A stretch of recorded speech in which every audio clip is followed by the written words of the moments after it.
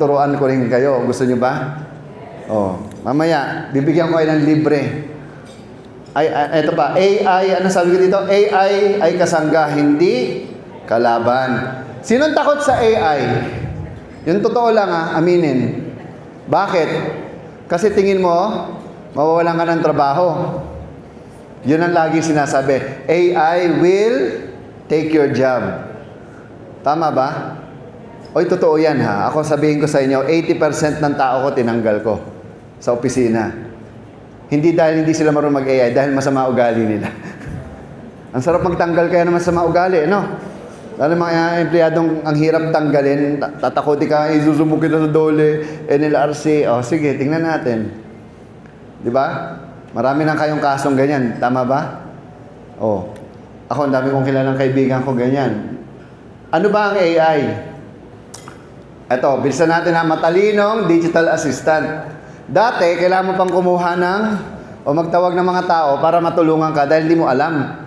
Tama? Magbabayad ka sa oras nila, mga consultants mo, ganyan. Ngayon, AI na lang gagawa. Tandaan nyo hindi lang ChatGPT ang artificial intelligence. Ang tawag dyan, LLM, Large Language Model. Napakalawak ng konsepto niyan. At mamaya, maririnig nyo sa idol ko at ang presidente namin sa PAIBA, Philippine AI Business Association, na walang iba sa kundi si Sir Jerry Ilaw. Yan, palakpakan po natin, Sir Jerry. Brother ko rin yan. Sobrang we support each other. At kami rin ay lumalaban sa mga corrupt at mga fake. Marami pong fake sa industriya ng artificial intelligence ngayon. Na nagmamagaling at nagmamarunong. Sa dulo, bebentahan ka lang. Maniwala. Ito, real talk tayo Iharap nyo sa akin lahat ng yan. Tignan natin kung anong alam nila. Kaya takot silang makaharap ako. Ako yung may radio show, AI Talks, Radyo Pilipinas, 100 radio stations and TV stations. Banggain niyo ako. Sige. Sagasa kayo sa akin. Kasi ang dami pong naloloko. Mga deepfake. Marami po talaga. Kami po yung nagsasabi kung sino yung gumagawa ng masama.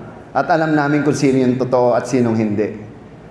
Importante po, mag-ingat kayo, lalo na yung mga nag-o-offer sa inyo ng AI na yan. Nung isang araw lang, mayroon ako nakausap. Gusto daw palitan lahat. Hindi ganun ang AI. Niloloko ko lang yan.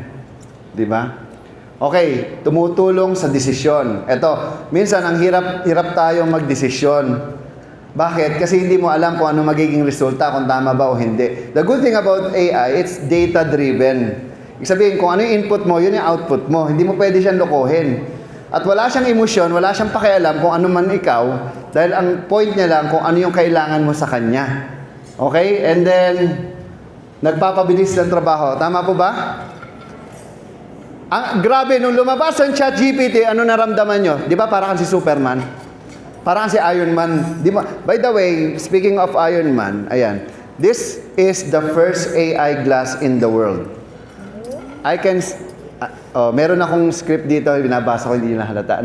Pero ang galing ko mag-deliver. Pero hindi po, joke lang yan. Pero, kung anong tanungin ko sa kanya, kaya niyang sagutin. Para siyang may ChatGPT na merong Gemini, na merong Claude in one. Tapos, this is the first AI eyeglass, glasses called Rokid. This is $1,000. I'm also the first brand ambassador nitong Rokid na to. Yan. Kung interesado kayo, sabihin nyo lang sa akin. I can give you 50% discount. It's on me. Di ba? $1,000 to. But we also have augmented reality, AR glass. Mamaya, mapapakita yun sa inyo ng isa kong tao.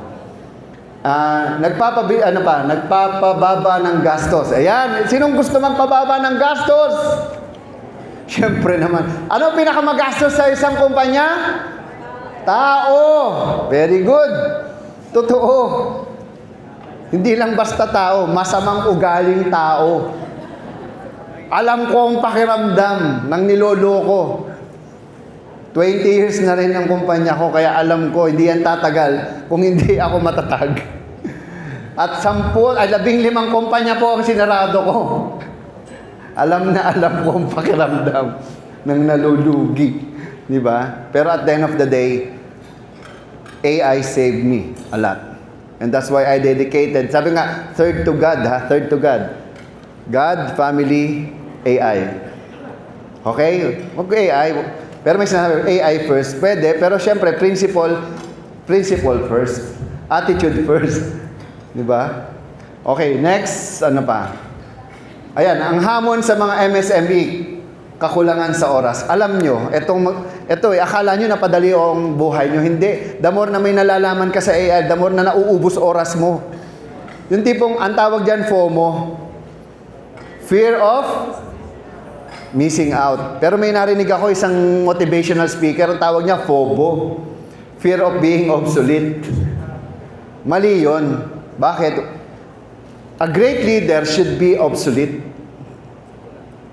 You're not afraid to be obsolete. Bakit? Siyempre, papasa mo yung ginagawa mo sa iba at aangat ka lalo. Tama? Kasi kung yung ginagawa mo paulit-ulit, walang mangyayari sa'yo. Ganyan ka na lang habang buhay. Diba? Like yung ginagawa. Actually, my mentor, yan, palakpakan natin once again, Christian Reynes. Yan po ang mentor ko sa negosyo. Diba? Kanina pa kita binibida. Oo. Ganyan.